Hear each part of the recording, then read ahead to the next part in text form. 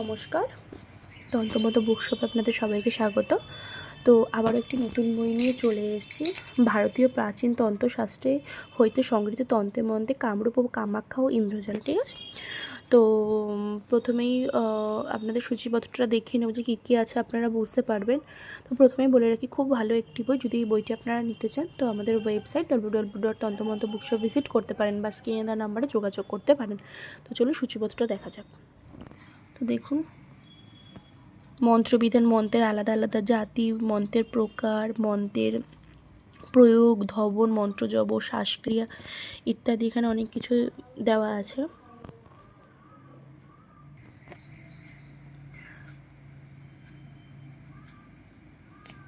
আশা করি আপনারা বুঝতে পারছেন।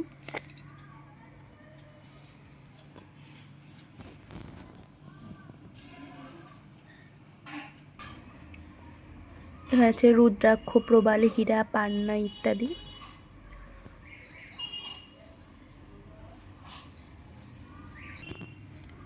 তো এখানে আছে মন্ত্রের বিধান, ঠিক আছে। এখানে মন্ত্রের বিধানটা দেওয়া আছে। তারপরে এখানে মন্ত্রের হচ্ছে আলাদা আলাদা জাতি, মন্ত্রের প্রকার, মন্ত্রের প্রয়োগ, এখানে অনেক কিছুই দেওয়া আছে। এখানে আছে দ্রব্য শোধন মন্ত্র, ঠিক আছে। যদি কোনো দ্রব্য মন্ত্র বলে মন্ত্র সাধনার প্রতিক্রিয়া বিষাদী মন্ত্রদ্রব্যের স্পর্শে, কীট পতঙ্গের সংস্পর্শে অথবা অন্য কোনো প্রকারে অশুদ্ধ হয়ে ব্যবহারের যোগ্য না থাকে, তবে এই নিম্নলিখিত মন্ত্র দ্বারা 108 বার অভিমন্ত্রিত করতে হবে। এরপরে দূষিত দ্রব্য শুদ্ধ হবে। মন্ত্রটি নিম্নরূপ ওখানে দেওয়াই আছে। তারপরে আছে দেবী দেবতার বীজ মন্ত্র, সর্বজন বশীকরণ প্রয়োগ, ঠিক আছে। পান বশীকরণ মন্ত্র, এখানে আছে যে পতি বশীকরণ মন্ত্র, পতি বশীকরণ সিদ্ধ মন্ত্র ইত্যাদি, এখানে অনেক কিছুই দেওয়া আছে। এখানে বশীকরণ কাজল, বশীকরণ গন্ধ, দেখুন মিঠাই মোহন, জপের জন্য বশীকরণ, সিন্ধু মোহন। তো এখানে হচ্ছে শনির 7.5 ও তার ভাগ। শনির 7.5 কি তা নিশ্চয়ই বোঝা গেছে। এবার আপনার নিজের জন্মরাশি অনুসারে শনির 7.5 কুপ্রভাব ও তার নিবারণের উপায় বর্ণনা করা হবে। আগে উল্লেখিত টোটকা দ্বারা আপনি শনির প্রকোপ থেকে মুক্তি পেতে পারেন, কিন্তু তার আগে 7.5 চরণ ও ভাগের বিষয় জানা দরকার।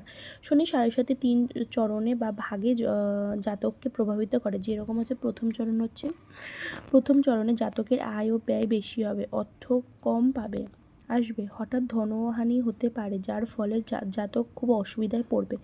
স্বাস্থ্য ঠিক থাকবে না, চোখের রোগ হবে, জাতক বিভিন্ন প্রকার মানসিক রোগে ভুগবে। দ্বিতীয় চরণ, সম্পত্তি হানি হবে, শত্রু ভয়, আর্থিক ঝামেলা, আত্মীয়র সাথে মনোমালিন্য, ব্যবসায় মন্দা, বহু দূর ভ্রমণ, পারিবারিক সুখ কম পাওয়া ও অধিক ব্যয় ইত্যাদি হবে। এছাড়া প্রায় চেষ্টা নির্ফল হওয়াতে মানসিক অশান্তিতে থাকবে। তৃতীয় চরণে ব্যয় অধিক হবে, অর্থ এলেও শীঘ্রই ব্যয় হবে, সুখ কম মিলবে, স্বাস্থ্য ভালো যাবে না, অহেতুক বিপদে জড়িয়ে পড়বে। উপরোক্ত 3 চরণে শনি 7.5 জাতকের জীবনকে প্রভাবিত করবে। রাশি অনুসারে এই জাতকের ওপর প্রভাবিত এই জন্য জাতক কী উপায় করবে তার নিচে দেওয়া আছে। এখানে মেষ রাশির হচ্ছে 7.5, ঠিক আছে। এখানে দেখুন, এখানে তৃতীয় চরণ দেওয়াই আছে।